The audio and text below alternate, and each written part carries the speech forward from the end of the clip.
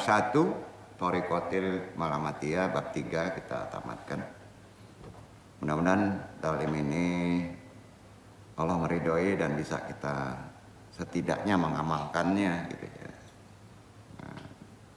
Alamat itu salah satu aliran Thariqat yang kita ambil, tentu amalan-amalan yang bermanfaat ya. Memang agak berat tapi insya Allah ya. Assalamualaikum warahmatullahi wabarakatuh. Waalaikumsalam warahmatullahi wabarakatuh. Bismillahirrahmanirrahim. Alhamdulillahi ala ihsanihi wa syukri lahu ala taufiqi wa amtinanihi. Wa asyhadu alla ilaha illallah wahdahu la syarikalah ta'ziman lisanihi wa asyhadu anna Muhammadan abduhu wa rasuluh da ila ridwanihi sallallahu alaihi wa ala alihi wa sahbihi wa ikhwanihi wa salam tasliman katsira. Kita lafadzkan, kita kuatkan kembali dinul Islam kita dengan syahadat, istighfar, sholawat, talqin zikir. Luruskan niat kita ridha Allah sama-sama. Asyhadu alla ilaha illallah wa asyhadu anna Muhammadur Rasulullah. Sholawat Allahumma sholli ala sayyidina Muhammadin nabi ummi wa ala alihi wa sahbihi wa salim. Istighfar gitu. Astaghfirullahal ghafurur rahim. Astaghfirullahal ghafurur rahim. Astaghfirullahal ghafurur rahim. Ilahi anta maksudi waridloka matlubi atini mahabbataka wa ma'rifataka. Faro 3 kali. La ilaha illallah. La ilaha illallah. La ilaha illallah. Nabi isbat. La ilaha illallah. La ilaha illallah. La ilaha illallah. La ilaha illallah. La ilaha illallah. La ilaha illallah. La ilaha illallah. La ilaha illallah Muhammadur Rasulullah. Ilah diniyah sholihi wa ilah droti Syekh Abdul Qadir Jalani bi syafaat Nabi Muhammad bi idznillah. Waridullahi ya Allah, ya Allah, ya Allah. Inna ala kulli syai'in qadir. Takbir hajatina wasamiat. Wa khususan abaruhi Nur Muhammad.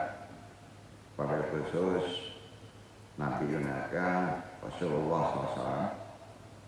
Wa khususan Khalifatul Rodin Al-Huduri. Wabil khusus arwahi juriyatihi.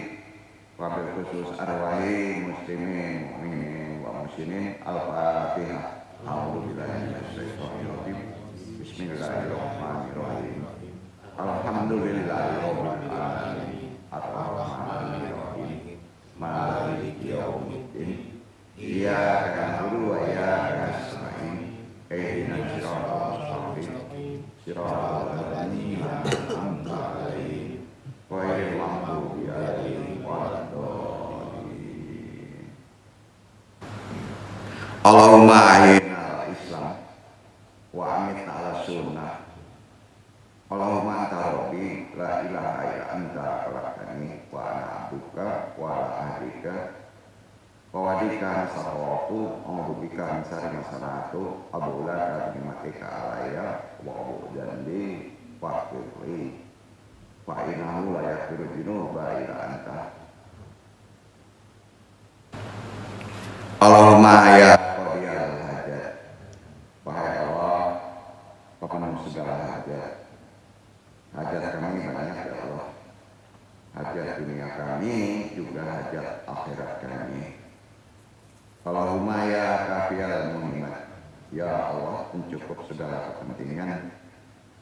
Cukupkanlah kepentingan rumah tangga kami, cukupkanlah kepentingan pendidikan anak kami, cukupkanlah kepentingan usaha dan pekerjaan kami, cukupkanlah kepentingan ibadah kami, cukupkanlah bekal kami untuk berhaji sebelum mati mendatangi kami.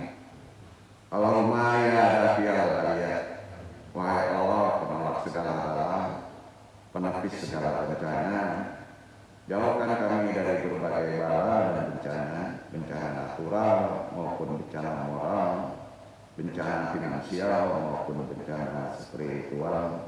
Jauhkan pula kami dari bencana rumah tangga ya Allah. Allahumma ya rafi'ud darajat, wahai Allah pengangkat derajat, peninggi martabat, angkatlah derajat dan martabat kami ya Allah. Muliakanlah umat Muhammad ini di hadapan umat-umatmu yang lain ya Allah. Jangan engkau perhinakan kami hanya karena banyaknya dosa dan maksiat yang kami buat. Tutuplah segala cacat, aib, celah dan kekurangan kami ya Allah. Allahumma ya syafi al-amrad, wahai Allah penyembuh dari segala penyakit, sembuhkanlah kami dari penyakit-penyakit jasmani, juga penyakit-penyakit rohani. Jauhkanlah kami dari penyakit munafik ya Allah. Allahumma ya mujibad da'wat, wahai Allah penjawab segala doa. Allahumma ya arhamar rahimin, wahai Allah yang maha penyayang di antara para penyayang. Wassalatu wassalamu ala rasulillah wa ala alihi wa sahbihi wa man wala rabbi syari sadri wa yassir amri wahlul datang lisani yafqahu qawli. La haula wala quwwata illa billahil aliyyil azim. Alhamdulillah.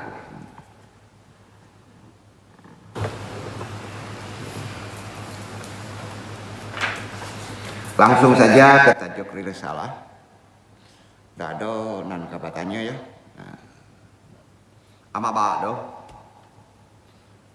Kita kuatkan lagi masalah amalan torekot malamatiyah ya. Ini terkait dengan kesimpulan ya. Kalau ingin lebih detailnya silakan baca bab 1 dan bab 2. Ini amalan paling berat ya. Arti kata dalam kehidupan sekarang, tapi sangat bermanfaat memahaminya ya di kondisi sekarang ya. Dan ada beberapa yang mesti kita bisa amalkan, nggak perlu dihafal sebetulnya, tapi ini sangat penting untuk ingatkan kembali ya. Perihal ilmu pemahaman tentang torekot malamatiyah. Pertama kali kalau ada referensi buku itu pengarangnya Abu Abdurrahman Asyulami. Itu udah lama bukunya ya. Amalannya juga banyak ya. Pengikutnya juga banyak. Itu berada di abad ke-11. Ulama ini salah satu pendiri guru mursyid dari torekot malamatiyah. Torekot malamatiyah ini berkembang pada abad ke-3 Hijriyah dan juga dikenal dengan nama torekot Kusyairiyah, namanya awalnya ya. Itu sebetulnya cikal bakal ke bawah pecahan-pecahannya sampai ke Syatariyah ya. Jadi malamatiyah ini amalan setelah Nabi wafat kepada sahabat. Jadi induk semua tabiat torekot ini berada di karakter malamat ya. Maklum itu ada di Al-Maidah ya. Perintahnya dasarnya korelasi amalan secara pribadi, secara tabiat manusia adalah dia bukan ini ya, menjauhi rasa ujub, ria, egosentris ya. dalam konteks berhablu minallah dan hablu minanas, bukan hablu minallah aja ya. Sekarang kan kehidupan sekarang ini sudah terlalu banyak dengan apa yang disebut viral ya, pengen populer, ubud dunia ya, itu boleh ya. Tapi sebetulnya imamul itu, kekayaan duniawi itu sudah digariskan sama Allah takdirnya ya. Kalaupun kita nggak sampai titik situ, maka kita ada kekayaan yang sifatnya lebih besar dari itu tadi, karena tujuan kita bukan dunia ya. Memang berat untuk diamali dalam kondisi kekinian, tapi perlu kita pahami dalam konteks yang lebih dalam lagi ya. Jadi nama Tarekat Kusyairiyah ini itu kan dinisbatkan kepada Syekh, nama aslinya Hamdun bin Ahmad bin Amarah al-Qusyahar ya. Sering disebut Kusyairiyah. Nah, kemudian amalan ini nggak bisa diambil ke namanya ya. Karena Nabi tidak menginginkan memakai nama. Kalau Syatar nama Syatar ya. Ya. Naksabandi orang penemunya Naksaban ya kan? Ya, namanya. Terus banyak yang pakai nama, tapi ini tidak, ini diambil dari Quran. Malamat itu diambil dari Qurannya. Jadi lewat Syekh Kusyairiyah, beliau ini kemudian dirubah namanya menjadi Tarekat Malamatiyah. Memang sebelum Malamatiyah ada nama lain ya. Kemudian menyebar di berbagai belahan dunia. Yang garis sanatnya, semua kita harus bersanat Pak. Ngikuti amalan itu sama dengan fikih. Fikih kita harus bersanat, yaitu mazhab. Kita mazhabnya rata-rata Syafi'i, ya kan? Kalau kita terapkan misalnya Hambali di sini kurang tepat penyesuaiannya. Jadi kalau bertarekat sanatnya itu Malamati itu dekat sekali garis ininya, garis ajarannya kepada sahabat langsung Nabi ya. Disandarkan kepada di atas Kusyairi Abu Habs Al-Haddad Al-Malamati. Kemudian Syekh Abu Hafiz Haddad bersambung kepada Syekh Syakik Al-Balki. Tabiin nih ya, ketemu Nabi. Kemudian Ibrahim bin Adam bin Mansur bin Zaid bin Jabir bin Syarabah bin Ja'ali. Setelah itu Hasan Basri hingga di atasnya Sayyidina Ali. Nah, ini udah sahabat. Maka ketemulah Nabi Muhammad SAW. Jadi kalau kita pakai tarekat ini membaca wasilah ke atasnya itu pendek. Beda dengan Syatar. Syatar itu panjang tuh. Sampai 18-15 satu orang syekh itu pada kunut zamannya dikirim Fatihah. Ya. Kalau Malamatiyah ini termasuk usul. Jadi ajaran Malamatiyah ini masuk ke seluruh tarekat. Naksabandiyah masuk. Ya. Jadi gini Pak, penjelasannya. Tarekat itu sama dengan mazhab. Kalau tarekat, sanadnya kepada sifatnya ajarannya ruhani. Kalau di Quran ayat-ayat mutasyabih yang sulit dijabarkan secara akal, maka ada satu aliran. Ya.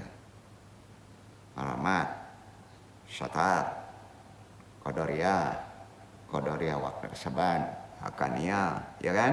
Nah, itu sanad, ada 22. Itu ajaran ruhani. Ruhani pangkalnya itu at-tauhid. Penekanannya kepada tauhid. Makanya ajaran tarekat selalu zikirnya nafi isbat la ilaha illallah semuanya. Setelah itu ada ilmu fikih bersanad juga. Karena sifat fikih itu kan hukum. Masing daerah beda-beda. Kulturnya terkait dengan daerah. Maka ada mazhab, disebut 4 mazhab. Ya. Nah. Jadi sedikit kita mesti pahami, apapun juga beragama itu tidak bisa dikatakan apa kita. Harus berdasarkan apa yang tercatat dan tercontohkan kepada karuhun kita. Kata Nabi begitu ya begitu, betul kan? Ajaran ruhani juga begitu, itu namanya bersanad. Akidah juga bersanad, Pak. Ya, itikotnya kemana? Ya, berpikir juga kemana? Apakah boleh kita memakai beberapa sanad, beberapa aliran? Boleh, boleh Pak. Contoh, kalau di mazhab Hambali, sholat Jumat, ada imam, ada makmum, syah. Berdua sah. Ya. Kalau Syafi'i harus 40. Satu imam harus terkumpul 40, baru syah. Ya. Nah, tapi kalau antum misalnya ada di hutan, hanya 2 orang, niatkan, ya Allah, saya berniat memakai mazhab Hambali untuk bisa sholat Jumat. Karena melakukannya ngumpulin orang turun ke bawah udah habis waktunya. Maka kita dibolehkan pakai sanad yang lain. Begitu juga bertarekat. Begini, bertarekat itu bapak-bapak kalau dirunut untuk nasab, bapak-bapak sulit. Nasab bapak-bapak ada yang Naksabandia, ada yang Syataria, ya, nasab secara garis darah. Mungkin dia yang duduk ini Syataria, tapi punya guru adalah belajarnya Qadariyah wa Naksabandia. Ya, jadi dia mengambil juga ke sana.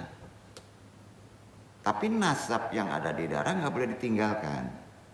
Ya, nah jadi ikhwan yang ada di sini itu memakai nasab keilmuan, nempel dia dong. Syataria, Qadariyah, wan Naksabandia. Ya. Jadi kalau kita berdoa, pikirkan aja paling atas di atas kita untuk Qadariyah Naksabandia melalui sanad apa? Sanad keilmuan, sanad belajar. Yang dikirim Fatihah, Syekh Tajul Arifin Abah Anom Surabaya. Kalau Syataria, yang duduk dipakai di tempat itu yang berdomisili Syekh Burhanuddin Tuanku Lakan. Cukup itu Al-Fatihah. Jadi jangan lupa, itu sama dengan yang disebut jembatan, menghormati adanya kita. Kalau berdoa pakai itu, kirim. Saya ada di Padang, masuk Islam, semua di sini karena Syekh Burhanuddin Tuanku Lakan, rasa terima kasih, kirim Fatihah. Saya mendalami ilmu Islam karena belajar kepada yang duduk ini, tapi nggak usah dikirim Fatihah karena masih hidup. Kirim ke gurunya. Ya. Misalnya Syekh Tajul Arifin Abah Anom Surabaya Al-Fatihah, baru Allahumma sholli ala Sayyidina Muhammad wa ala ali Sayyidina Muhammad. Ya. Boleh dikirim Al-Fatihah, tapi jangan dibawa ruh. Illa ruhi Muhammad. Nabi tidak meninggal, Nabi wafat. Wafat dengan meninggal itu beda. Ya. Tapi kalau ke manusia, illa ruhi, orang tua kita. Ya, sebut namanya Al-Fatihah. Runutnya yang paling bagus ini. Pertama, kita kirim, bersihkan badan dengan istighfar. Ya, boleh Allahumma sholli ala Muhammad wa ali sayyidina Muhammad sekali, 3 kali, 7 kali boleh. Ya, sudah itu baru kita kirim apa yang disebut Fatihah ke masing-masing tadi. Prioritas yang kita kirim Fatihah itu, kalau ke Nabi itu selawat. Sanad tempat, bukan dengan sanad nasab. Sanad nasab itu memerlukan apa yang disebut ilmu malamat. Nanti dong jelaskan. Kalau bapak-bapak ingin mendalami ilmu nasab dalam darah ke atas, itu bisa ketemu dengan ilmu malamat ya. Nanti dong jelaskan itu. Kirim saja ke tempat. Tempat itu keberadaan di sini Imam Mulnya yang menyebarkan Islam, Syekh Surobaru. Beliau murid dari Abah Anom. Boleh ditambah Syekh Surobaru, Lubuk Minturun, Al-Fatihah boleh, ya. Nah, atau langsung ke Syekh Burhanuddin Tuan Guru Ulakan Al-Fatihah, kirim tuh. Sudah itu nasab keguruan. Syekh Tajul Arifin Abah Anom Suralaya Al-Fatihah, ya. Sudah itu khususon juriyatihi, bapak ibu kita, ya. Ada atau tidak ada tetap kirim Fatihah, karena Fatihah itu bukan untuk orang yang sudah meninggal. Yang masih hidup juga sebaiknya kirim Fatihah, ya. Setelah itu kirim Fatihah juriyatihi, tambah muslimin, mukminin, wa musinin yang sudah meninggal, orang-orang soleh, Fatihah, ya kan? Sudah itu doa. Doa, induk doa itu doa makrifat namanya.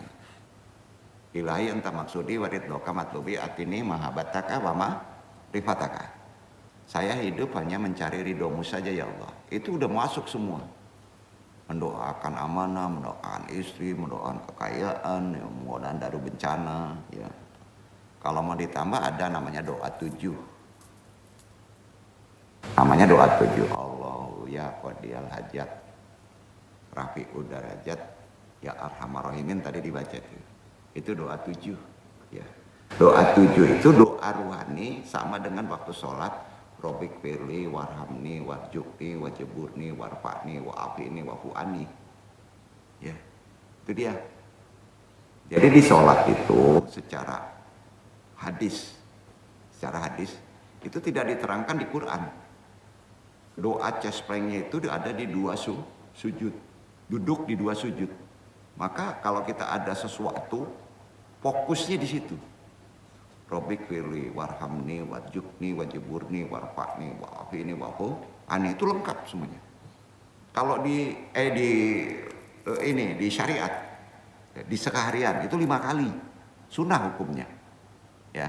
Kalau di ruhani dikuatkan, lakukan zikir, itu letaknya di qiyamul lail paling bagus. Kalau kita ada hajat, tahu hajat ya, ada sesuatu yang diinginkan, kirim Fatihah tadi runutnya, ya. Doanya, ya Allah selesaikan utang saya, jangan, karena sudah ditutup diwakilkan dengan doa makrifat tadi.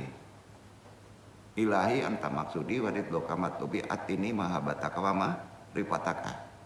Itu malamat. Kalau sudah ada itu, cemburu kalau dikasih, ya Allah selesaikan utang saya, selesaikan penyakit saya. Nah, wah, ini sama dikte Allah tuh. Allah udah tahu kan kehendak sir kita kan. Ya, itu dia. Nah, baca itu di qiyamul lail. Letak dari ruhani berada di qiyamul lail. Nah, kalau duha itu lebih spesifik lagi. Duha itu hanya satu niat. Misalnya bapak-bapak seperti Pak Bas ada sesuatu yang mesti dikejar, itu kuatkan duha. Tapi khusus niatnya itu dikuatkan dengan ruhani tadi qiyamul lail. Adabnya tadi jangan minta diselesaikan hutang di qiyamul lail. Jangan, bukan tempatnya. Paham ya? Kalau di sholat itu yang paling keren. Kalau di sholat kan ada tambahan, minta tolonglah dengan sabar dan sholat. Jadi doa robik firli warhamni itu ketentuan Tuhan. Udah kayak gini, sholat rajin nggak di makbul juga ya. Padahal itu lengkap tuh, ada rezeki, ada kesehatan kan.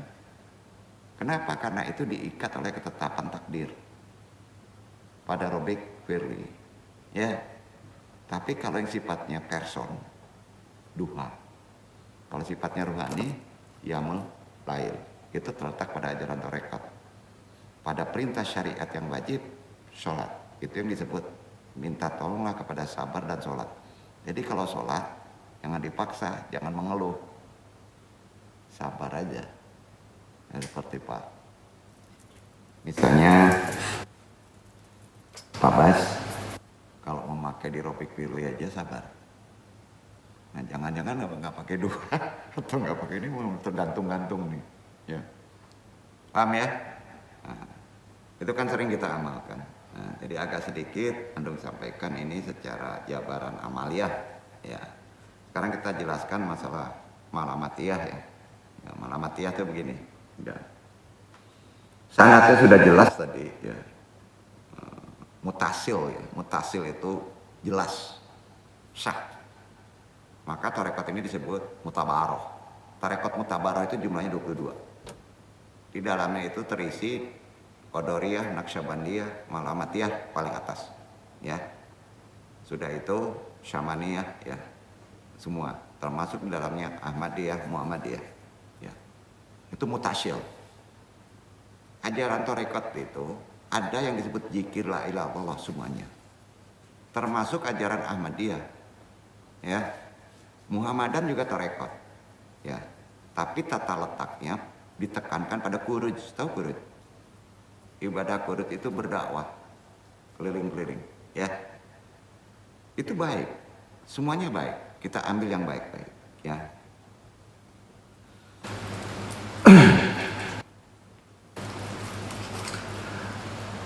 Kemudian malamatiyah diambil dari kata pangkalnya ya, malamah. Secara bahasa artinya celaan, hinaan, direndahkan. Jadi kalau ditanya torekot malamatiyah, torekot minta dihina, loh Pak mempraktekannya. Apa Anda boleh menonjolkan kesolehan? Kalau menonjolkan kesolehan, ketahuan langsung apa-apa melakukan sesuatu yang tidak soleh, tapi tidak menyalahi syariat, ya, tidak menyalahi syariat. Ya. Misalnya biasa sholat di masjid, ada sholat menghormati masjid, ya kan ada 2 rakaat itu, Bapak tidak melakukan itu, karena ditonton orang, nanti takut riya, maka sholatnya yang wajib-wajib saja. Penjelasan nanti ada, ya. Jadi katanya malamah yang secara bahasa berarti celaan. Mereka yang termasuk ke dalam golongan ini adalah orang-orang yang sengaja menjalani kehidupan hina. Tujuannya bukan menghinakan diri. Tujuannya ya, untuk menyembunyikan hakikat pencapaian spiritual. Ya. Makanya misalnya kalau orang diberi malamah, kehinaan oleh sifatnya makhluk, maka spiritualnya akan dikuatkan. Itu yang disebut karomah. Jadi apapun juga kehebatan manusia itu karena Allah, dengan ditutupi ke makhluk. Makanya kalau di sini berterapi melakukan yang sulit dijangkau oleh akal, ya, maka nggak boleh disebarkan, karena akan tumpul kemampuan itu. Itu sebabnya tarekat itu eksklusif, tertutup. Jadi nggak boleh ada promosi. Kasihan yang duduk, ya. Nah, sampai nungging yang duduk mau viral juga nggak bisa. Manusiawi viral boleh, viral itu takdir, ya, gitu. Nah, ya.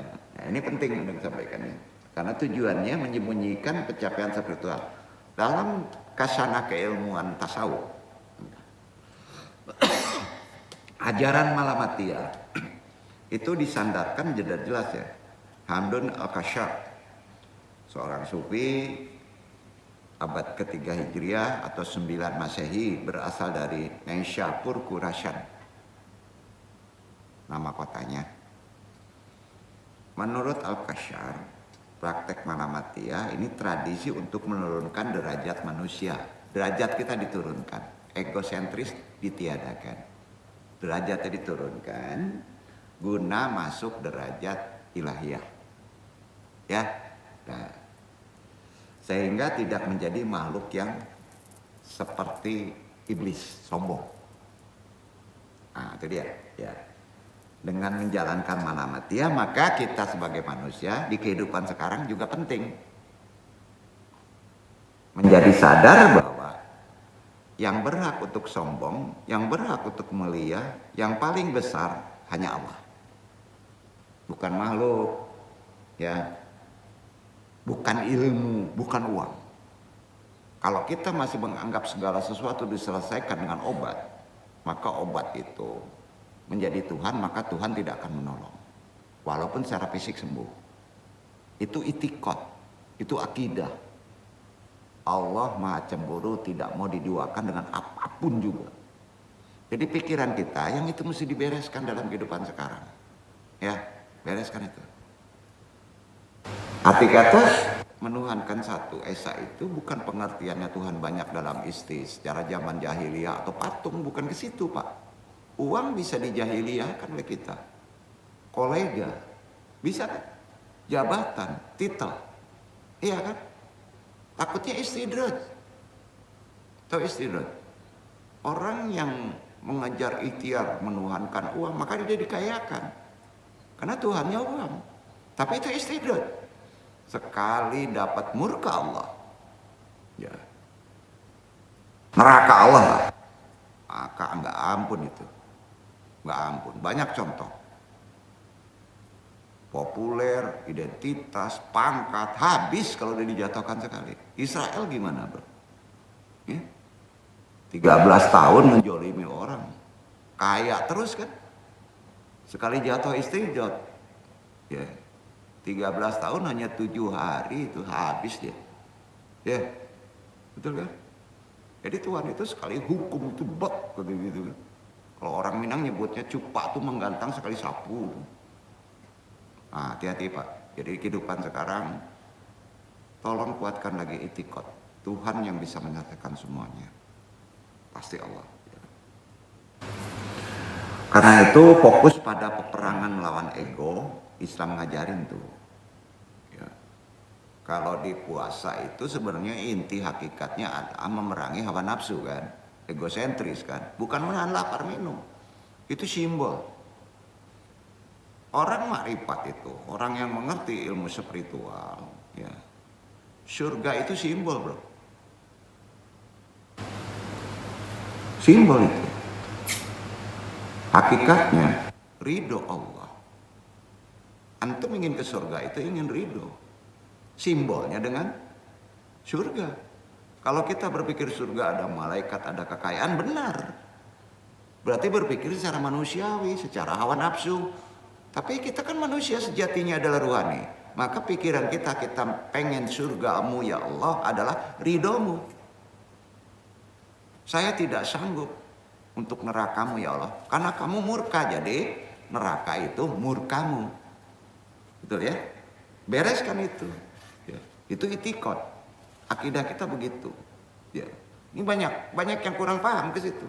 Neraka sangka api yang membara. Betul ada apinya. Tapi konsep kita kan jati diri kita rohani kan. Ya kan? Ya. Jadi prinsip dalam bertasawuf menyalahkan diri sendiri disebut malamatun nafs. Malamatun nafs nggak boleh dihilangkan. Puasa itu nafs nggak boleh dihilangkan. Dididik pada saat ya maghrib makan, ya kan? Malam boleh bersatu dengan istri, ya kan? Tapi dihinakan, nafsu itu dihinakan karena nafsu itu rendah. Kalau kita perturutkan nggak akan puas, bro. Itu yang disebut tasawuf menulisnya malamatun nafs. Kemudian perkuat dengan dawamul iftikor. Merasa hina secara permanen diri ini itu sudah malamatiyah penuh. Walaupun antum profesor, walaupun antum jenderal, walaupun antum konglomerat, bahwa diri ini tetap hina. Itu akan kuat rohani antum. Jadi menghadapi manusia itu siapapun juga nggak mungkin ada sifat ego. Ya. Ego itu kan selendang Allah. Dipakai sama iblis jatuh langsung. Dipakai sama manusia jatuh langsung. Rata-rata orang yang habis itu karena mengandalkan egonya jadi Tuhan. Itu disebut egosentris. Nah, ajaran Malamatiyah itu musuhnya itu. Torekotnya. Nabi ditimpuk waktu dakwah. Dihina. Lempar kotoran. Turun Jibril. Kasihan. Jibril aja kasihan. Sekali sapu dengan tiupan Jibril habis tuh. Ya. Di situlah letak kemuliaan Nabi dari nabi-nabi lain. Karena Nabi melarang nggak usah Jibril. Bapaknya begitu belum tentu anaknya. Didoakan orang yang nimpuk itu supaya keturunannya menjadi orang soleh. Terbukti banyak sahabat yang memusuhi Nabi mau membunuh Umar, Abu Bakar, ujungnya jadi Islam. Maka dalam ajaran Islam tidak boleh mengkafirkan orang walaupun dia non muslim. Karena orang berbuat jahat terhadap kita itu tarbiyah didikan dari Allah yang paling keren. Allah ngizinin orang berbuat jahat sama kita, ngizinin. Allah ngizinin ngambil hak kita, ngizinin kan? Buktinya terbukti. Betul Pak Bas? Pak Bas ini gimana? Saudara kita kan? Belum juga selesai kan? Allah ngizinin nggak? Naikkan kekuatan spiritual kita. Bahwa itu Allah mengizinin, tapi ingat Allah tidak ridho. Karena prinsip hidup, kalau ada utang, ya, kalau ada utang, anak cucu harus membayar wajib. Kalau enggak kita kesiksa, walaupun 1 rupiah. Walaupun 1 rupiah. Masalah. Jadi kalau misal terjadi dengan kolega kita untuk naikkan malamat kita, dia lupa, tetap ngomong. Kamu itu muslim, kamu itu punya utang. Hukum fikih utang harus ditagih. Sampai enggak? Kalau antum tidak bayar, tidak sulit membayar, saya ikhlaskan. Maka baru itu selesai. Nah, kalau yang duduk belum mengikhlaskan, tetap terutang. Makanya kalau sudah meninggal dunia apa yang disebut sama ahlul warisnya? Siapa yang masih berutang hubungi saya. Betul kan? Hati-hati Pak. Nah, itu bahaya itu. Bahaya, ada hadisnya. Utang piutang itu nggak bisa disepelekan. Ya. Hinakan diri antum secara permanen. Wah. Kemudian katmul ibadah. Katmul itu menyembunyikan ibadah. Ya. Sembunyikan ibadah kita. Alhamdulillah. Bro, tadi malam apa putui katam tuh. Wah, itu kacau. Alhamdulillah bro, amulah sedekah. Ayolah. Berlomba-lomba dalam sedekah. Ingat. Kalau sudah tidak terganggu hati kita dengan riya, boleh. Itu namanya fastabiqul khairat. Sering nggak terkontaminasi. Kurban. Sebenarnya nggak boleh disebut sama Allah aja karena dengan sedekah gitu. Tapi ada disebut juga kan. Menghilangkan ujub itu susah. Ya. Dawamul itikar, katmul ibadah, menyembunyikan ibadah, itu kondisi zaman sekarang sebaiknya dipraktekin. Kalau antum ingin ditolong Allah, ingat Allah itu punya sifat yang keren, maha cemburu. Maka kehidupan sekarang, Masya Allah, serba Allah. Kemana aja bawa Allah, bawa agama, ya, dagang bawa agama, ya kan? Kerja bawa agama, bertani, manjul bawa agama. Ya. Betul. Ya, insya Allah. Ya. Itu sebabnya Syekh Samun Al-Kasyar menyebut jalan spiritual metode Malamatiyah sebagai jalan kesyalehan. Karena dirinya merasa lemah, khususnya baik di mata Allah maupun di mata kucing sekalipun. Itu ajaran malamat, ekstrim memang, sulit diamalkan. Ya. Layuh sahunal majalali anfusim li asyuru bi annahum ala haqqin au khairin bal innahum musta'iduwana li fil asyayatin liyutakidu aw yunjara ilaihim ala annahum haquruna wadalik li taqdiyati taqwahum. Tidak memberi ruang sedikit pun bagi diri kita sendiri untuk merasa benar atau baik. Itu ajaran malamat. Bahkan kita mesti rela melakukan keburukan agar dicela atau dianggap hina demi menutupan kesalehan kita. Tapi kehinaan tadi tidak menyalahi syariat dan fikih. Sampai ya?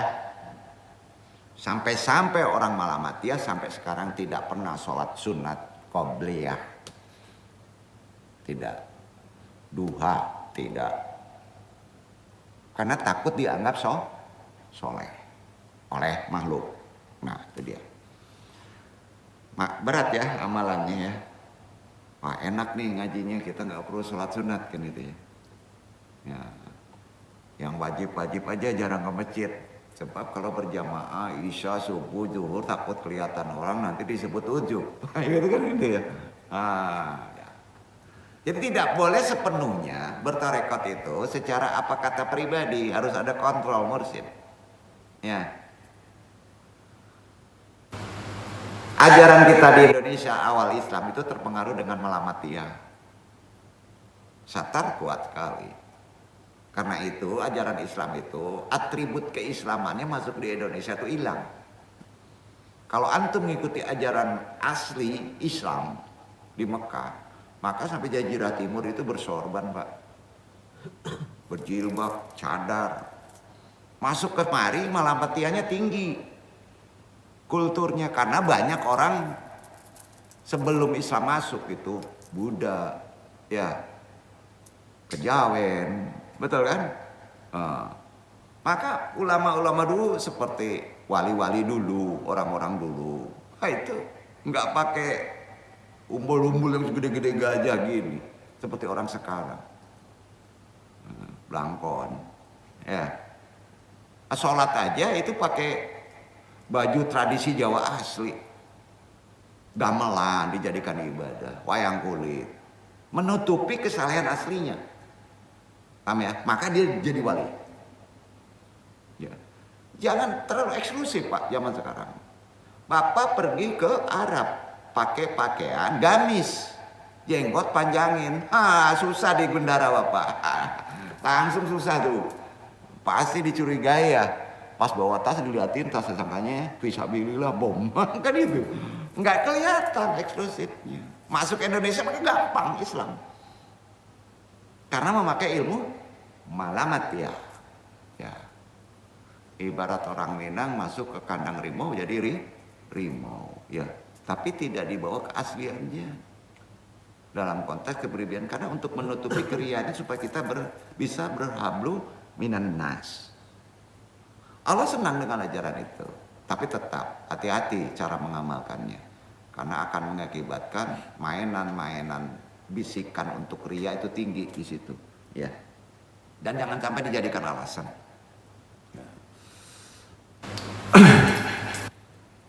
Jadi sudah jelas ada sebuah fakta ya. Korelasi pengaruh Malamatiyah dalam perkembangan Islam di Nusantara itu terjadi di abad 12.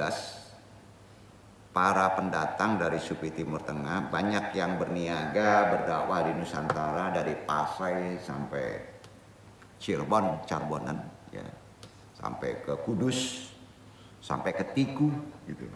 Itu banyak pendakwah yang datangnya dari Jazirah Timur berniaga berdakwah sambil di Nusantara. Banyak diantara adalah pelaku suluk Malamatiyah, rata-rata. Sehingga ajaran Islam yang dipraktekkan banyak terpengaruh dengan ajaran Malamatiyah sebetulnya dasarnya. Ya. Itulah salah satu faktor Islam di Indonesia tidak mengedepankan formalitas seperti simbol-simbol keagamaan seperti di Timur Tengah, di Irak, ya kan? Tidak. Ya. Bahkan ajarannya cenderung luas, melebur dengan tradisi setempat. Jadi sedikit kita pahami ajaran ini, jadi takutnya begini ya, harus cingkrang katanya. Betul? Harus sarungan gitu ya.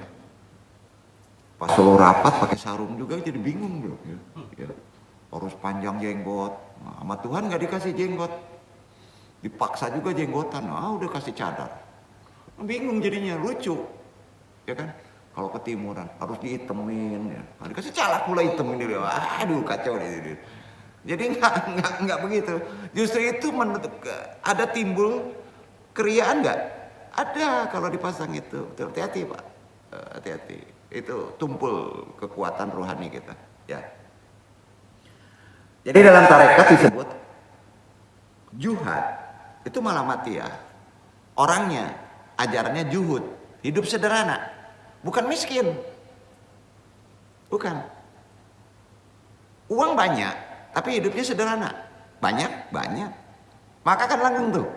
Kita kan karena daya beli orang Indonesia itu kelemahannya satu. Ya. Yang nggak dibutuh dibeli juga. Itu kelemahannya. Kadang-kala yang uniknya kita hanya membeli yang sifatnya cashing. Ayo, ya. Berubah. Kalau HP itu apa sih kekuatannya? Ngisi data, cari ilmu, komunikasi. Kan 3. Ya. Pas naik misalnya tipe terbaru, ya. Tambah kamera lebih canggih, padahal itu juga ya. Tuker dia sampai 4 HP aja kan. Nah ya. Jadi dianggap itu sesuatu yang sifatnya akan menaikkan derajat ya. Enggak Pak, enggak begitu. Jadilah juhud dalam kehidupan sekarang, tolong. Penting. Ya, penting. Artinya juhud itu orang yang hatinya tidak tergantung pada dunia, itu yang lebih tinggi. Karena hidup kita bukan dunia kan. Manusia nggak ada yang mati. Ajaran tasawuf nggak pernah ngajarin mati. Pindah tempat. Setuju? Iya kan? Habis dari sini ada alam yang lebih panjang daripada dunia. Alam barzah. Kalau kuburan alam dunia Pak. Itu kuburan pakaian kan, tunggul hitam itu alam dunia, masih alam dunia. Yang kita loncat tempat, ganti baju kita, wallahu alam bajunya apa, bisa nar bisa nur, bisa baju adab bisa baju nur cahaya. Maka ada teras surga di alam barzah, dan itu harus diyakini lama. Lebih lama daripada kehidupan dunia itu. Sampai kiamat kan? Ya kan? Udah banyak dulu saudara kita itu. Nah kita nggak tahu kan? Karena kita nggak ada kemampuan, nggak ada keilmuan, tidak dikasih kekuatan sama Allah untuk meneropong alam barzah. Makanya secanggih ilmu Rusia kalau meneropong alam barzah hebat tuh. Iya kan? Satelit paling dunia juga kan? Rudal jatuh itu bisa diteropong sama teknologi. Coba teropong alam barzah, bisa? Nggak ada yang bisa. Baru alam dunia. Ingat tapi alam dunia itu menentukan untuk persinggahan kita. Di bawah itu alam rahim. Pendek gak? 9 bulan. Sebelum itu alam kekal, alam ruh. Belum ada tubuh. Belum diciptakan. Dibuat tanah. Tiupkan ruh. Itu masih di alam ajali namanya. Ada ruh dibuat. Induknya imamnya hakikat Nur Muhammad. Itu bibitnya masuk ke kita, satu pecah. Ruh itu masuk, dibuatlah bentuk tubuhnya. Dari anasir tanah yang diambil. Ya. Jadi setelah aku sempurnakan, kan itu masih di alam ruh. Jadi kalau ditanya kampung Ngawa asli dari mana? Alam yang tinggi, Kita ini dari alam yang tinggi. Orang sering menyebutnya surga. Pulang kampung tuh kama. Kan neraka, berarti salah. Pulang kampung tuh ke kampung asli. Nggak ada manusia itu dikafirkan. Kalau Allah berkehendak, walaupun lain agama, masuk surga ya masuk surga. Sama ya? Nah itu dia. Karena kampung asli yang namanya manungso, manusia itu adalah surga. Iya kan?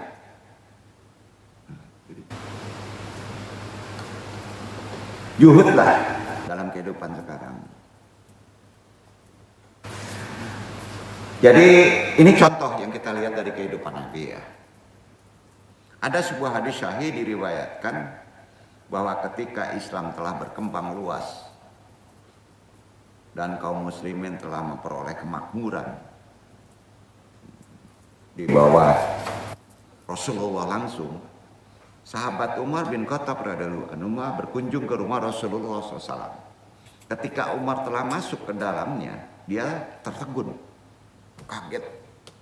Presiden masuk rumah presiden kaget. Kalau kita masuk rumah Jokowi kan, alhamdulillah, pengawalnya hebat, makanannya keren kan. Mau di situ terus, pasti betah bapak tuh. Enak, sejuk AC-nya kan. Umar ini boleh dikata tim ahlinya Nabi, ya. Kayak pas masuk rumahnya kaget ya, terkejut. Ya. Melihat isi rumah beliau yang ada hanyalah meja, alasnya anyaman daun kurma yang kasar, sementara di pojok ada geriba, tempat air hanya untuk wudhu. Presiden loh.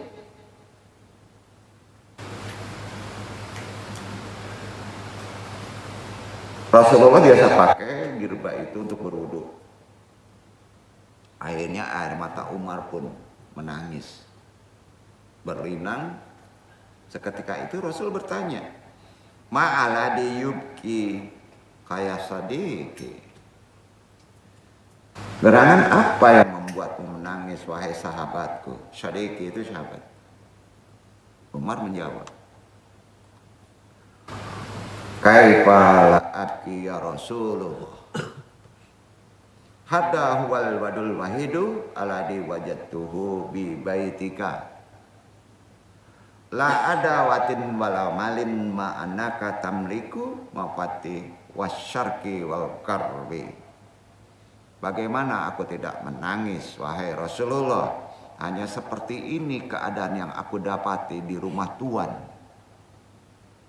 Tidak ada perkakas, tidak ada kekayaan, padahal Tuhan telah memegang kunci dunia timur dan dunia barat. Dia yang pegang. Kalau Bapak Presiden pasti konglomerat deh, iya kan? Nggak mau Rasul. Lalu Rasulullah menjawab, hadisnya sahih. Ya Umar, anna Rasulullah. Saya utusan Allah. Ya Umar, anna Rasulullah.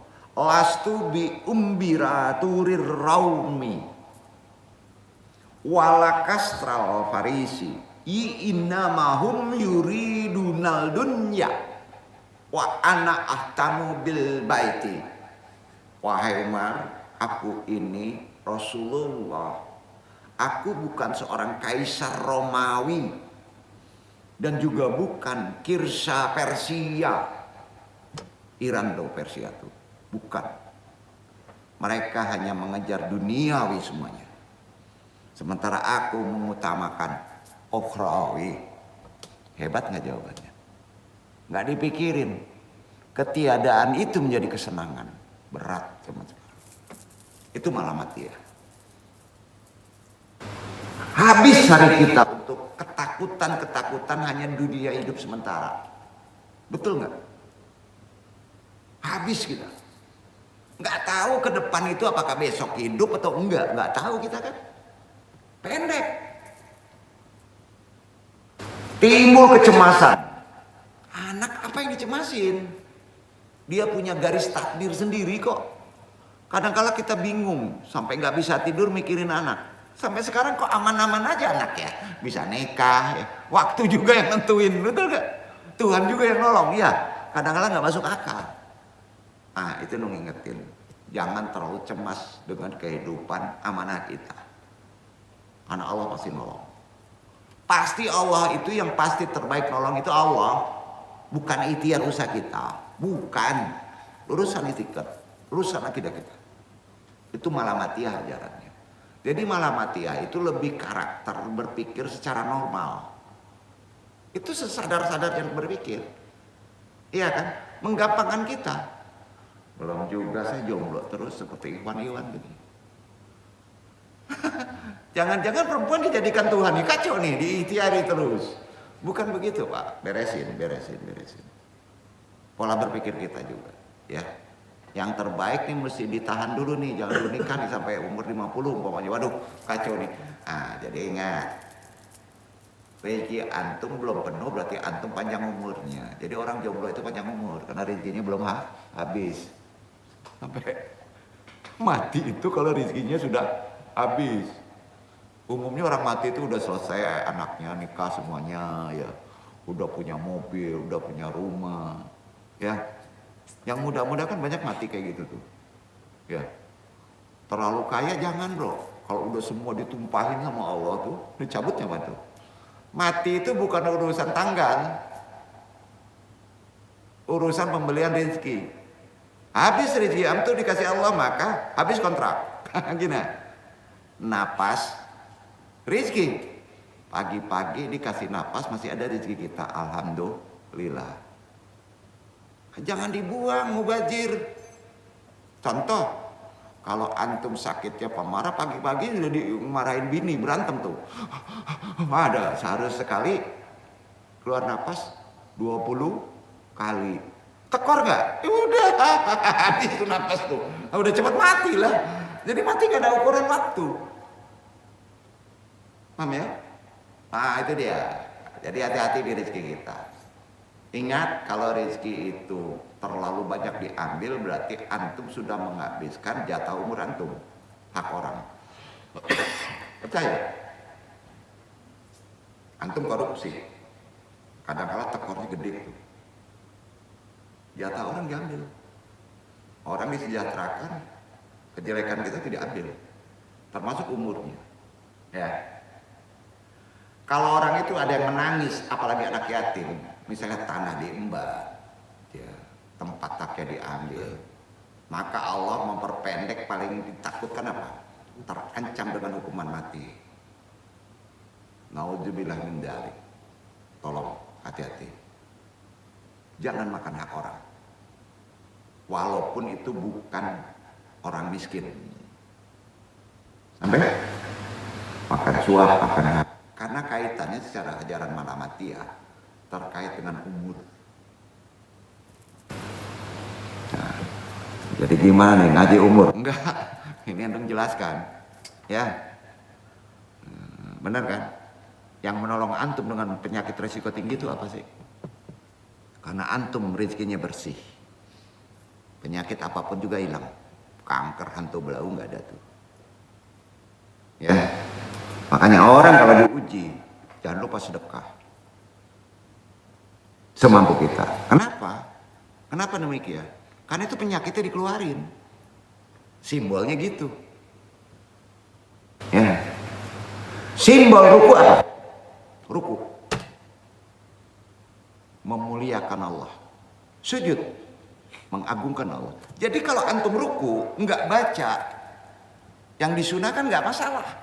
Ingat aja, saya sedang memuliakan Allah dan memuliakan juga penciptaannya. Sampai. Muliakan juga orang. Karena itu ciptaan Allah kan. Muliakan binatang, muliakan pohon, ciptaan Allah kan. Nggak main babat aja. Itu ruku. Pas antum sujud, agungkan Allah. Subhana rabbiyal a'la wa bihamdi, kan gitu. Tinggikan Allah. Allah mah tinggi. Kalau antum membaca subhanallah, sujud nggak ngerti makna yang hakikatnya, itu nggak khusyuk, bro. Iya kan? Pas ruku antum ingat, saya sedang memuliakan Allah dan ciptaannya. Jadi kita nggak ada ego. Itu ruku. Pas antum sujud, tinggikan Allah saja. Semua hilang, termasuk otak kita turun sama nafs. Sampai, nah itu dia. Maka itu hebat sholat itu. Udah doa tuh, udah solusi itu.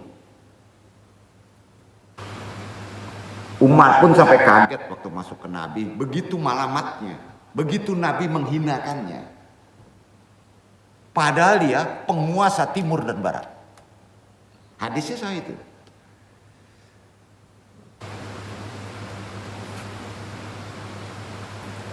Wahada huwa tariqus saufiyu lin nabiyyu sallallahu alaihi wasallam.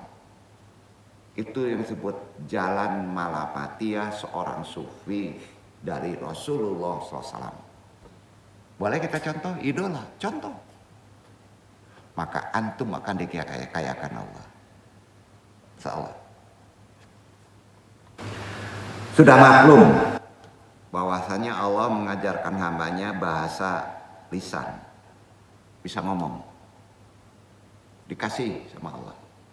Kasih lidah, kasih buah bibir supaya bisa ada resonansi suara. Dari Allah kan? Ya. Diajarin kita menjadi bisa ngomong lisan sehingga manusia dapat memuji Allah. Subhanallah walhamdulillah wala ilaha illallah wallahu akbar dengan lisan. Diajarin tuh sama Allah melalui nabinya supaya kita bisa mengagungkan Allah dengan lidah lisanmu. Apakah itu aja? Kalau orang nggak bisa ngomong, Allah di samping mengajari lisan, Allah juga mengajarkan hambanya bahasa isyarat. Isyarat. Kambing, embe, binatang nggak dikasih bahasa isyarat. Ini yang sering lupa. Kita hanya mengandalkan lisan kita saja. Padahal kita dikasih bahasa isyarat. Makanya orang yang tidak punya mata, orang yang gagu, orang yang lumpuh, dengan meram saja sedang duduk, syah sholatnya. Kalau nggak ada fisik, sampai karena kita dikasih bahasa isyarat, betul? Iya. Nggak ada hukum kodok. Zaman sekarang nggak ada. Kodok itu masa perang. Nggak bisa karena nungguin di bom. Maka tergeser waktunya kodok. Kalau sekarang di tengah tol aja bisa ke pinggir bro. Ada rest area kan gitu? Nggak ada. Di Torekot tidak ngajarin kodok. Hayal sholat, hayal al-falah. Harus sudah ada di sajadah bro. Sholatlah kamu. Yang kedua, sini kamu, selesaikan kehidupan kamu. Hayal al-falah. Itu artinya. Jadi semua urusan kalau ada di sajadah sudah Allah yang menyelesaikannya. Nah ini nggak paham. Nanti lagi rapat, nanti lagi dagang, nanti lagi anu. Sebentar lagi masih ada waktu. Tidak dipraktekkan awal waktu sholat. Selesai hayal al-falah. Sini kamu selesaikan urusanmu. Datang mendekat. Setelah di sajadah, masalah kamu kalau tancap maribati hilang tuh. Dua versi. Sholat untuk Allah, hayal al-falah untuk duniamu. Segala cobaannya. Karena dunia ini kan cobaan. Aku selesaikan. Itu disebut tawakilah. Menyerahkan segala urusan kepada Allah. Kapan? Sholat. Jadi sholat itu ada makrifatnya. Nama ya? Karena kita dikasih bahasa isyarat. Di samping bahasa lisan. Maka sholat kalau nggak bergerak bibir, ragu ini, fikihnya nggak ngerti. Jadi sholat itu ya Allahu Akbar. Terdengar sama telinga. Kecuali ada diwakilkan dengan makmum. Diwakilkan dengan imam. Kalau sendiri ada desis. Diam aja nggak ada gerak. Berarti dia gimana tuh? Mulut nggak berguna, betul kan? Untuk apa dikasih ini? Untuk apa dikasih telinga? Logika, betul kan?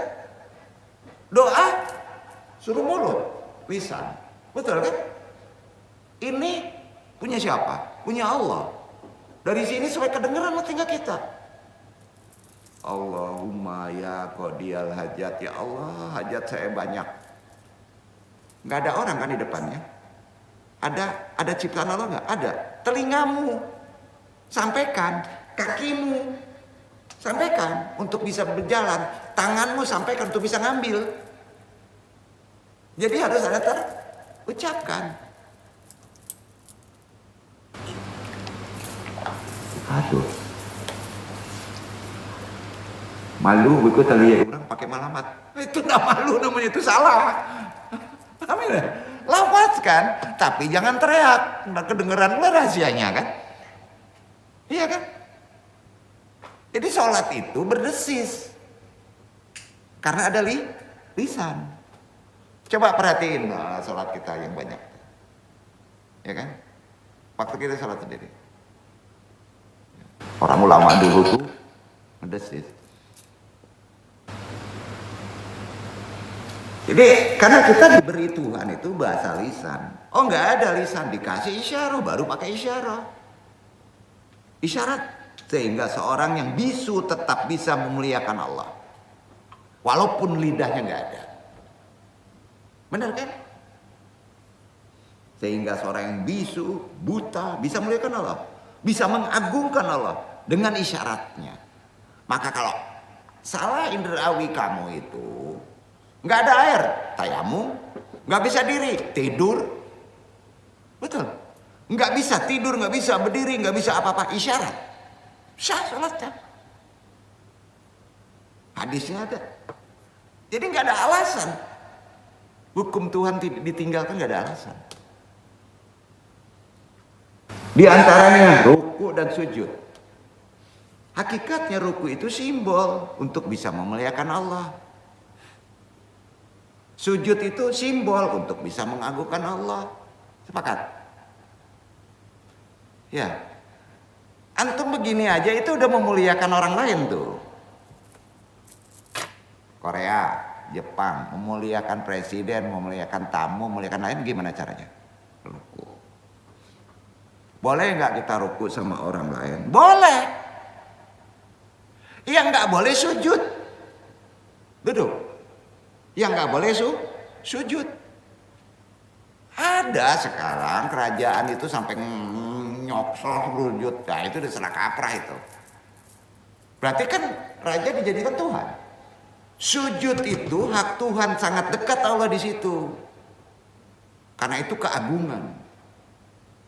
Jadi kalau kita menghormati orang dengan menunduk, ajaran Islam bro. Ruku itu. Simbolnya begitu. Begitulah menerangkan bahwa manusia itu rendah, malah ya. Hakikatnya ruku itu simbol.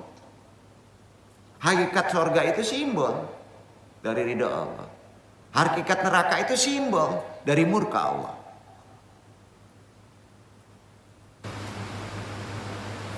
Simbol. Kenapa semua jadi simbol? Badan itu simbol. Bukan itu badan antum. Maka kata Nabi, manusia itu bayanganku. Bayangan kan gak jati diri. Yang asli ruh kita. Ya. Jangan selalu dicenderungin ini nih. Jangan. Habis busuk.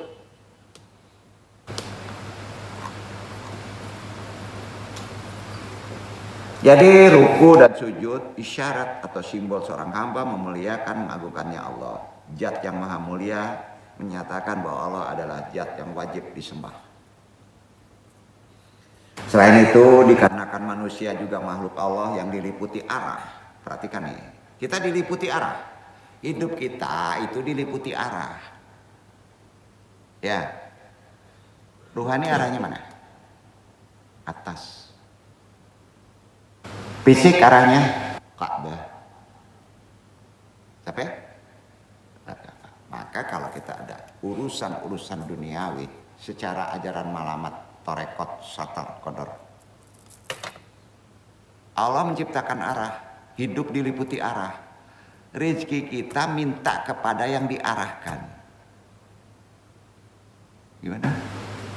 Sholat sunat, ngadapkan ke kiblat. Jangan berdoa ngadap kiblat, karena ngadap kiblat itu harus dibarengi dengan tata aturan sholat. Duduk nggak? Sampai. Sudah sholat, ada adab yang terbaik. Kita berdoa mau bekerja, hadapkan ke kiblat, bagus. Tapi didului dengan sholat. Sampai. Doa apa aja, karena kita punya baca isyarah. Kalau nggak bisa bahasa Arab, iya kan? Tapi terdengar oleh telinga, ya Allah berilah saya keselamatan, ya Allah. Kalau ketemu dengan orang itu yang nagih utang, pinjol, ya Allah. Ngelihat saya itu kayak harimau. Jangan ngomong kayak gitu. Nggak enak ya, gitu. Ya, kan jadi repot nanti.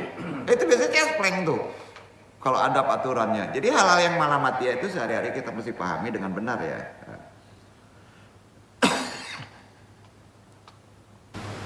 Jadi dalam kondisi kekinian, ajaran malamatia atau tarekat malamatia itu anti mainstream. Berbanding terbalik dengan ajaran-ajaran pola berpikir orang sekarang umumnya, aliran sekarang. Jadi kelompok malamatia itu muncul pada abad kedua Hijriah, tadi sudah dijelaskan. Kelompok malamatia atau mulamatia, malamiyah yang kamu semuanya bermakna celaan artinya. Derivasi dari firman Allah, laum. Ada di Quran surat Al-Maidah 120 ayat 54. La yakhafuna laumatawa'im. Kita tutup aja. Arti tadi tidak takut pada celaan orang yang mencela. Dibaca itu, kita tutup itu. Jadi hidup, jangan takut antum dihina. Jangan takut antum dicela orang. Jangan takut antum diperangi orang. Kalau antum menyerahkan kepada Allah, clear semua itu. Baca itu.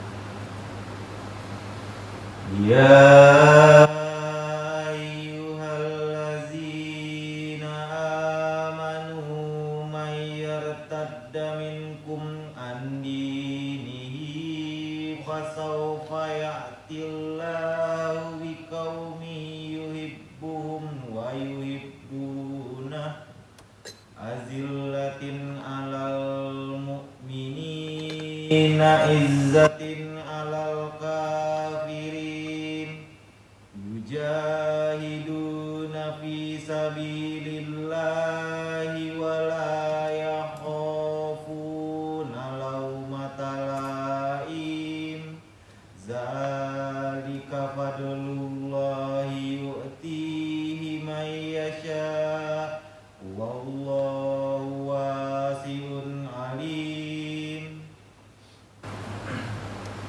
Hai orang-orang yang beriman, barang siapa di antara kamu yang murtad dari agamanya, maka kelak Allah akan mendatangkan suatu kaum yang Allah mencintai mereka dan mereka pun mencintainya, yang bersikap lemah lembut terhadap orang-orang yang mukmin, yang bersikap keras terhadap orang-orang kafir, yang berjihad di jalan Allah dan yang tidak tidak takut kepada celaan orang yang suka mencela. Itulah karunia Allah, diberikannya kepada siapa yang dikehendakinya. Dan Allah maha luas pemberiannya, lagi maha mengetahui. Nah, jadi udah jelas ya. Nah, itu sandaran ajaran Malamatiyah ternyata dari Quran. Ya, itu sandarannya. Ya. Sebelum tutup, Antum sedikit memberi bekal ya. Syekh Abdul Qadir Jailani itu wali kutub kita.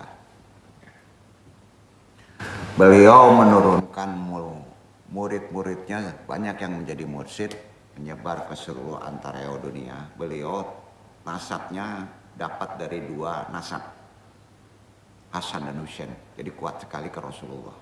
Ya. Kita tidak mengkultuskan beliau, tapi Allah di samping nasabnya bagus, dimuliakan keilmuannya, dan sangat tinggi sekali praktek dari Malamatiyahnya di Qadoriyah. Dia menciptakan suatu tarekat namanya Qadoriyah. Kadar manusia itu hina. Maka dalam prakteknya Syekh Abdul Qadir waktu muda menghinakan dirinya. Ya, menghinakan dirinya. Justru dengan menghinakan dirinya maka antum dimuliakan Allah. Ya, paham ya?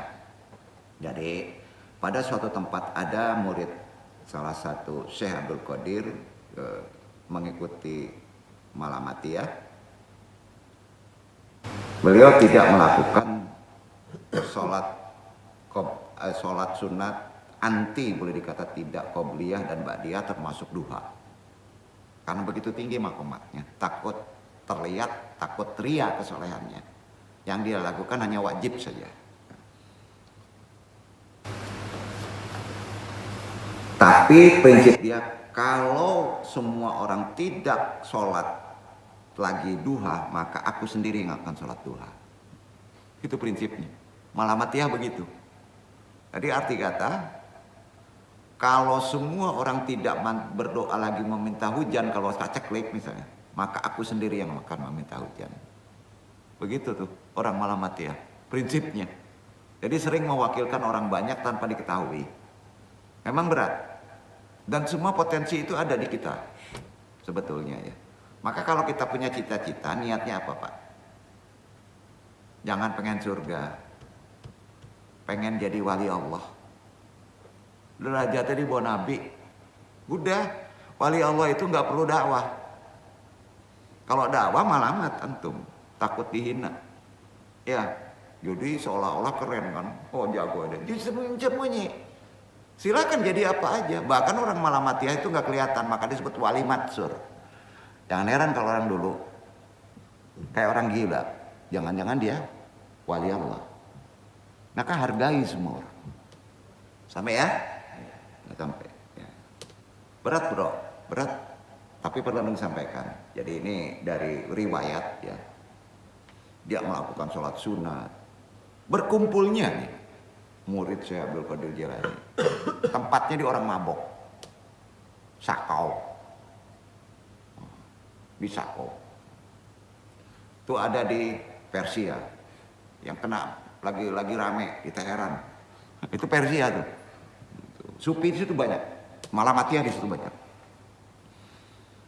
Ya. Prinsip kedua dari Malamatiyah jihad. Pukul 1. Tapi prakteknya jadi lain. Pukul 1 habisin kota. Rudalnya puluhan. jadi unik ya. Dia Malamatiyah. Kekuatannya luar biasa. Menyembunyikan semua akses kekuatannya. Secara johir. Masih dipraktekkan sama orang-orang Persia. Ya orang Iran itu. Jangan-jangan dia udah punya bom ya. Bom atom kayak. Bisa aja disembunyikan kan. Itu Malamatiyah. Karena disembunyikan kekuatannya, maka kekuatan itu berbahaya sekali dikeluarkan. Betul kan? Itu Malamatiyah. Ya. Kembali lagi, ada pada masa itu di daerah Teheran juga dan daerah Syria. Ulama ini dari Yaman, namanya Abu Yazid Al-Bistami, belajarnya di Baghdad.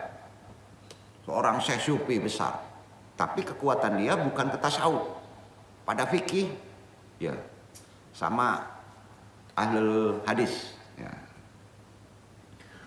Abu Yazid Al-Bustami, ya, ini kemudian belajar Malamatiyah, dipraktekkan langsung sama dia. Tidak mau populer. Ya. Itu mereka akhirnya diolok-olok terus. Diolok-olok, ya. Abu Yazid ini dipermalukan oleh wali-wali, ya, oleh ulama-ulama keren. Di Baghdad kan banyak tuh Al-Azhar ulama keren. Beliau adalah seorang wali besar setelah naik makomat, sehingga ia masyhur, banyak santri dari beliau menyandarkan kepada namanya Bustami, karena dulu mereka tafaul Abu Yazid Al-Bustami atau Abu Yazid Al-Bustami. Pada suatu saat Abu Yazid bermimpi, ya Allah, man sya'akunu fi janati. Kalau Nabi mimpi itu wahyu, kalau ulama besar mimpi itu ilham. Kalau kita mimpi itu simpanan memori karena banyak masalah. Itu zaman sekarang. Jadi jangan terlalu dicenderungi, tanya ahlinya mimpi itu. Kalau antum mulia, ulama, mimpi itu ilham. Sama ya?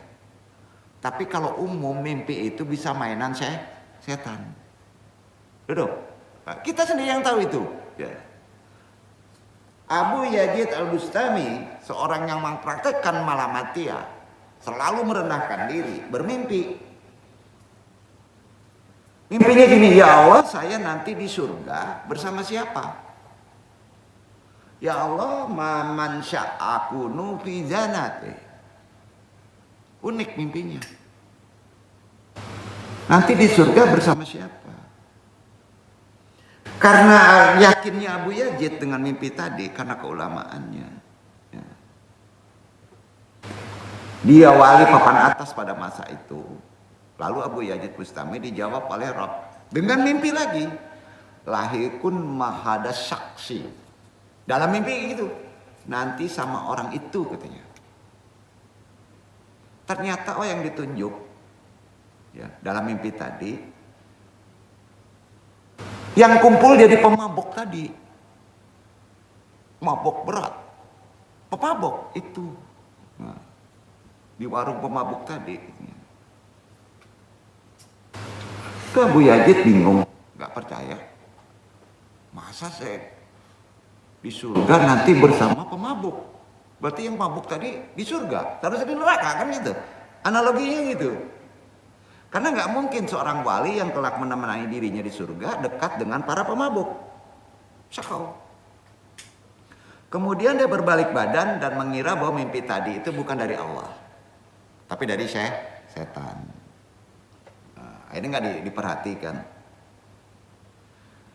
Setelah gitu dia liwat jalan tempat pemabuk tadi yang kumpul. Dipanggil oleh sang pemabuk tadi. Naam, ya Abu Yazid sahihun ansyidaqati fil jannat wal anna. Ya Abu Yazid, memang betul teman kamu di surga nanti saya. Lagi mabuk ya. Nggak bingung tuh. Kaget. Saya nggak pernah cerita mimpi sama orang lain, tapi orang yang pemabok itu tahu dia mimpi begitu. Kaget nggak? Kaget kan? Nah, itu kekuatan Allah. Ya. Padahal Abu Yazid waktu itu tidak mengatakan apapun pada wali tersebut. Kok tahu? Lalu ditanya oleh Abu Yazid tadi. Limada ansyadikuna lil ashqasis syakara. Kenapa kamu berteman dengan orang-orang pemabuk kalau kamu akan bersama saya di surga nanti? Dan dijawab oleh si wali. Wali ternyata mabuk itu. Apa jawabannya? Man tataqidu annani sadiqun kuntu asrabul ma'fil makha. Sadiqan tahima tamilan lakinani lam akun kadalika. Menurutmu aku berteman dengan siapa? Aku ini di warung cuma minum air putih. Nah, botolnya aja yang gelasnya, airnya air putih aja. Ya.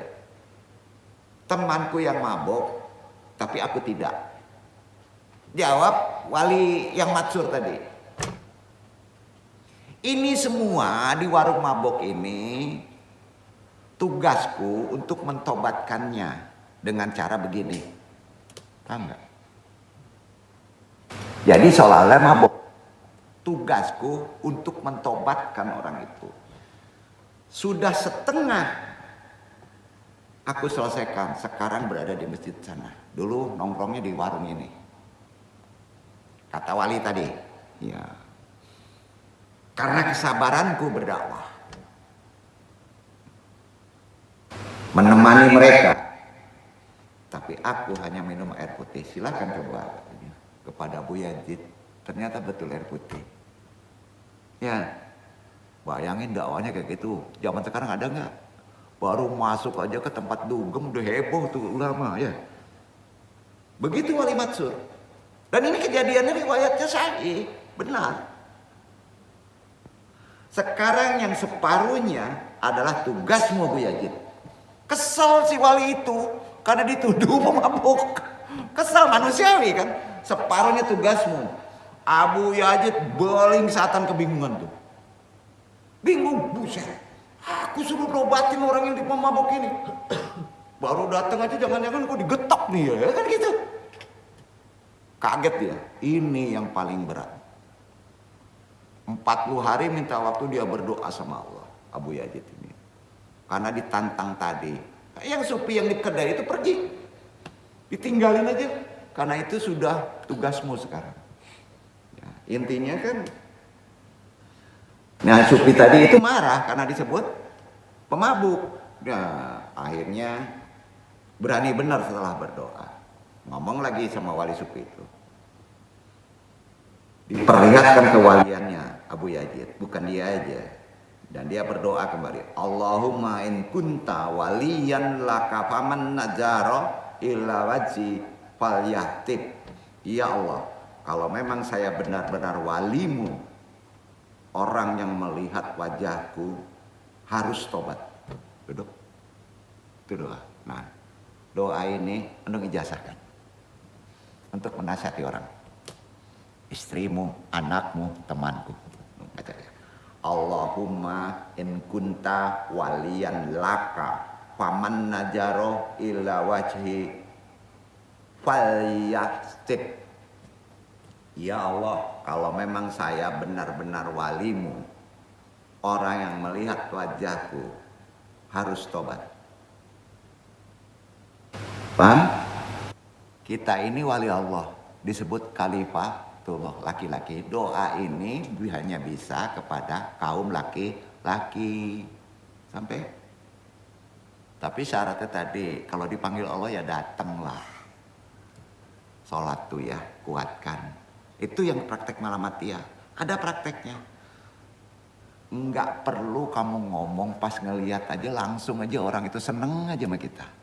Langsung saya kayak ngelihat Tuhan. Ada orang ya mukanya hitam tapi pas ngelihat soleh, sejuk, ada nggak? Ada kan? Jangan-jangan doanya ini. Dan memang itu. Dan ini dari Syekh Abdul Qadir Jailani. Ya. Nah. Akhirnya prakteknya ya. Ya. Berkata pada wali tadi, qala li qaumuka azuru ila waji dalam tatuba fala yastabilu Abu Yazid. Umatmu suruh lihat wajah saya, kata Abu Yazid. Kalau tidak tobat, jangan panggil aku Abu Yazid. No, marah dia ke wali tadi, karena dikasih tugas. Ya. Nah, baru dia dakwah tuh wali tadi di kedai. Balik lagi ke kedai. Ya kum hada Abu Yazid waliullah. Unjuru ila wajhihi. Hai umatku yang ada di sini. Itu Abu Yazid, penggantiku waliullah dia. Lihat wajahnya, nengok semuanya. Kemudian setelah nengok, langsung lari ke masjid pada tobat. Dibuang tuh minumannya. Dan riwayat ini syahih. Mudah-mudahan ada manfaatnya dong sampaikan tadi, karena malamat ini memang kalau ingin didalami ada 3 bab. Silakan baca, ada separuh. Nampaknya tadi anu lebih banyak menjelaskan bukan dari runut risalah tapi dari pengalaman. Jadi alhamdulillah yang di sini mungkin akan lebih jelas karena mendengar daripada membaca. Kalau membaca agak repot Pak, ya agama itu. Itu repotnya kita kalau mendakwahi orang itu face to face. Berobat juga begitu. Pak itu andong, wassalamualaikum warahmatullahi wabarakatuh. Waalaikumsalam.